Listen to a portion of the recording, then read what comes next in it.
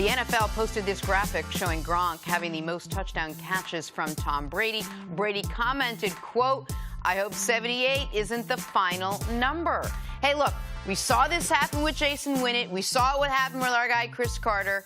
See, how would coming back be? What would a return be like for Gronk? Well, first you need to know every player's situation is totally different. At the time I left the Vikings, I voided my contract, and I did hit free agency, but there was a great potential that I would probably retire. HBO at the time offered me, man, a 5-year deal to be able to be on TV, a no-cut contract. It was guaranteed, and I was like, man, so run up and down the field. Now I can transition to the career that I thought that I was going to have. Now, the St. Louis Rams, Mike Marks at that time, they had a tremendous interest in me. I thought I was going to go there, be a slot receiver, red zone receiver, Torrey Holt, Isaac Bruce, all of us. The greatest show on turf was going to be able to add a slot receiver to them. So we thought it was a great fit. It didn't work out. I ended up accepting the television gig. So halfway through the season, the Dolphins are in a big Monday night game in Denver. They get 2 of their top receivers banged up, knocked out of the game. Rick Spielman, a friend of mine, played ball with his brother Chris, been knowing me since I was a kid. He called me up. I was in New York in my hotel, down at the Central Park at the Ritz, and I was chilling. I was like, he's like, hey, Chris. I was like, man, you called me to play football? He's like, no, I just called to see how you're doing. Eventually, the conversation proceeded to be, would you like to come back? Do you think you can help us? And I had been working out. A lot of players come back. I don't believe Gronk is going to have the energy to be able to come back, because the reason why Gronk is leaving is because he's banged up. I wasn't leaving because I was banged up. I was leaving because the Vikings' chance to win the Super Bowl, that window was done. Denny Green had left the team. He had been fired. And I didn't think we had to stay around to win. Gronk's already won. Gronk said he already made a lot of money. So what's he going to be coming back for? So for me, I would just be careful. There's a reason why he's retiring. I know one thing, the New England Patriots, they won't be thinking about him coming back.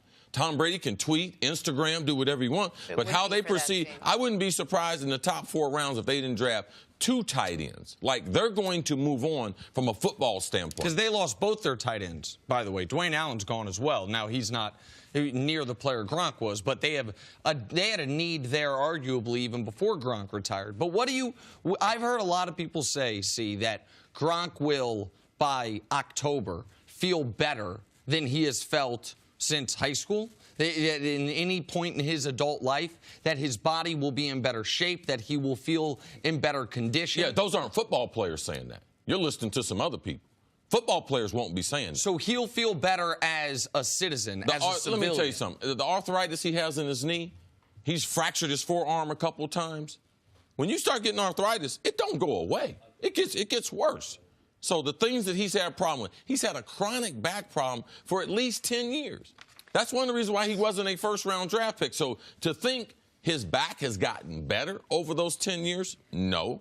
There's a reason why he wears all that protective gear on his left forearm. No, the point that I'm bringing up that we talked about before the show is that he will, and as Bart Scott has talked about, his body will start to heal up. Well, and all the inflammation goes down. And it might make him feel better walking around day to day. But the point you had made was that doesn't mean he's ready to play football. That even if his body does feel better, so say the arthritis doesn't get better, but he's not going to be taking hits over September and October the way he would in a football season. He won't have additional injuries that he doesn't have right now. But in your eyes, that doesn't make him better equipped to play football because he's not doing the requisite training that is necessary to play in an NFL game. Gronk is a workout warrior. But the type of workouts that you're doing, I know Jenna thinks she trains hard, but she can't train to be in the NFL. And the overall mentality, what it takes to get up in the morning and what you have to do to get your mind. People talk about your body. It's your brain that you have to convince that, you know something? I had a huge advantage in the NFL. Number one is the reason how I can catch the ball. But the other reason was my edge was the fear of going across the middle and being hit. I didn't have that like other people had. All right? So you have to get your mind to say, I have to do this. So that type of work, it's more than just your body. So when you turn that off, Regardless, even if you go to the gym, you don't come to the gym where I'm getting ready for an NFL season. So regardless of what kind of cardio shape you're in, you're not in the mental shape of an NFL player. I hope that makes sense. No, that's what I was trying to lead We you hear to. a lot about this with NBA players. They leave the game, but the game doesn't leave them, so they always they want to come back, they want to play as long as possible. I know it's a far more dangerous game when you play football, but give me a reason, to your point, see, why a football player would want to return to the game after winning when your body's already beaten up and broken down. Because you'll never be in that type of atmosphere. He'll never have the type of job that he has right now with the demographics, the different type of people, where they come from, but the goal to try to win.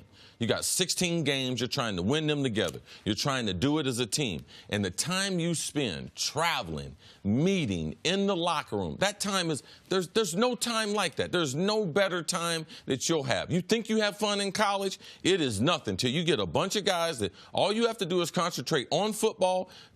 Typically, everyone has got the most money they've ever had in their life, so the freedom that you have and just that togetherness. That's what guys miss, and then they miss Sundays.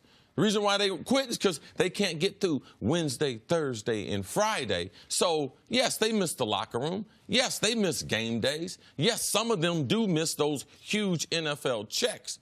But it's a rare, rare time, and you have to be able to put that behind you because you'll never have a job or anything that will rival being an NFL player. And there's obviously been a lot of guys who, or at least a handful of really notable guys, who have sat out an entire season and come back. Reggie White sat out a whole year, came back with the Carolina Panthers. Deion sat out 3 years and came back for 2 full years. Ricky Williams sat out a year and came back. Marshawn Lynch sat out a full year. The distinction there and what we're talking about with Gronk is those guys sat out a year and then came back and had the offseason to prepare themselves for what Cris is talking about. Chris's circumstance was different in that he came back midseason, and a player who had been injured once your entire career got injured 4 games into your comeback, or a lacerated kidney or a lacerated spleen, something awful. Like the NFL guy that tries to come back midseason, if you remember even Jason Witten, he was offered midseason.